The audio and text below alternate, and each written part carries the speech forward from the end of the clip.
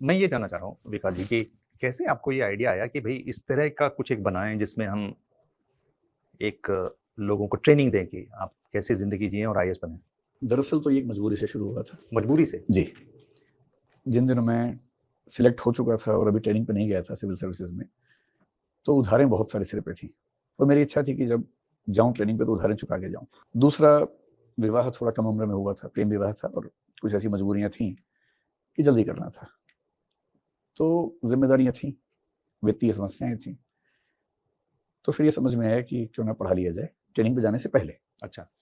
और जब ट्रेनिंग पे गया तो मैं सर्विस को एन्जॉय नहीं कर पाया। मैं उस समय सीएसएस नाम की एक सर्विस में था, पहली बार मैं सिलेक्ट हुआ था यूपीएससी में। तो जब नौकरी छोड़ी तो मन था कि डीयू में पढ़ाऊँगा, क्योंकि डीयू में मुझे अनुभव था पढ़ाने का पहले। लेकिन इस्तीफ़ा स्वीकार होने में करीब 2 साल लगे और बेरोज़गार था। तो फिर एक ही रास्ता था कि डीयू तो उसके बाद ही मिल सकती है। तो फिर मैंने सोचा कि पढ़ाता हूँ। जब पढ़ाने लगा तो इतना मज़ा आने लगा कि फिर मैं उसमें स्थायी रूप से पढ़ाने लगा। मूल रूप से इतना ही था। फिर पढ़ते हुए, पढ़ाते हुए हम पढ़ते भी हैं, पढ़ाने के लिए और ज़्यादा पढ़ते हैं। जब पढ़ते हैं तो बहुत कुछ नया सीखते भी हैं। और मैं उन लोगों में नहीं हूँ जो पढ़ाई को केवल पाठ्यक्रम तक सीमित कर सके, वो जीवन उसमें आता ही है, झाँकता भी है, झिलमिलाता भी है।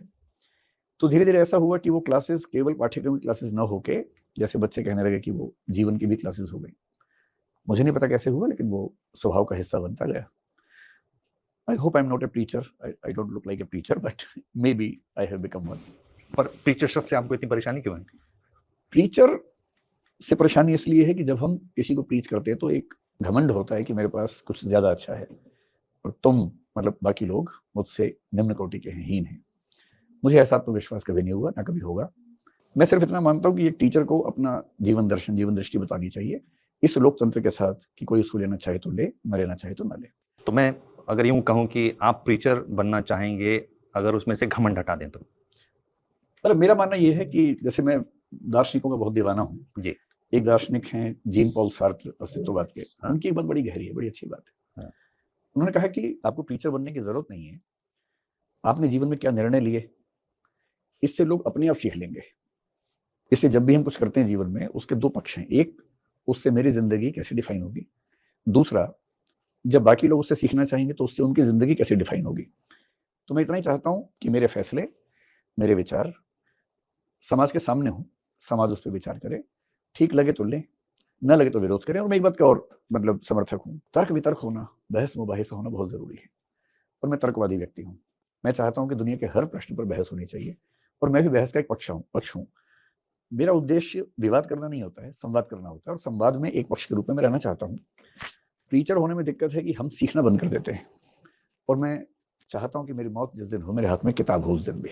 मुझे पढ़ना सबसे ज़्यादा पसंद है, सीखना बहुत पसंद है और किसी भी तर्क में जिस जिस क्षण मुझे लगता है कि मुझसे बेहतर तर्क सामने वाले के पास है, मैं हारना पसंद करता हूँ और सीखना पसंद करता हूँ। जी।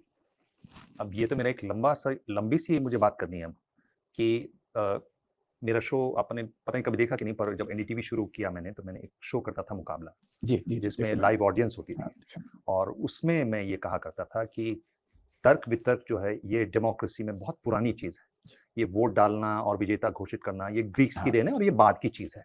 और तर्क-वितर्क की जो बात है, उसकी जड़ें भारत में बहुत बुद्धिज़्म ट्रेडिशन से भी आती है, बहुत मज़बूत रही। और इसमें मैं ये भी कहता था कि बहुत ज़रूरी है कि अपने विरोधी की बात को ध्यान से जी, सुनें, क्योंकि अगर आपको अपनी बात मानने की 3 वजह हैं, विरोधी की बात को ध्यान से सुनें, तो हो सकता है आपकी वजह 5 हो जाए। हाँ, ये भी संभव है कि आपके पास कोई वजह ना रहे और सिर्फ विरोधी की बात मानने के लिए आपके पास 2 वजह मिल जाएँ। उस हालत में आप अपनी राय बदल लीजिए। जी, जब तक ये राय बदलने वाली खिड़की आपकी ज़िंदगी में खुली है, आप जीवित हैं। जी, एकदम ठीक बात। हाँ? ये मैं मुझे अभी भी लोग मिलते हैं, कहते हैं सर हम वहाँ पर आए थे, आपने ये बात कही थी।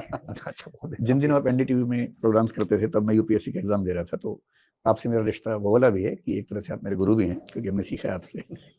और ये मेरे लिए बड़ी गर्व की बात है कि आप मेरा इंटरव्यू ले रहे हैं, जबकि होना इसका उल्टा चाहिए था। ये मेरे लिए बहुत खुशी की बात है कि मैं आपका इंटरव्यू ले रहा हूँ। पर ये जो जब आप सिखाते हैं, जब आप लोगों को बताते हैं, तो कोई ऐसी कॉमन चीज़ें हैं, जो आपको लगता है कि ये अ, एक आम जो छात्र आपके पास आता है, उस आयु वर्ग में ये इनको ज़रूर बताना चाहिए? कुछ ऐसी सेट चीज़ें हैं? सेट तो नहीं, लेकिन एक चीज़ सिखाता हूँ कि लोकतांत्रिक होना कितना ज़रूरी है, जिस अर्थ में आपने कहा।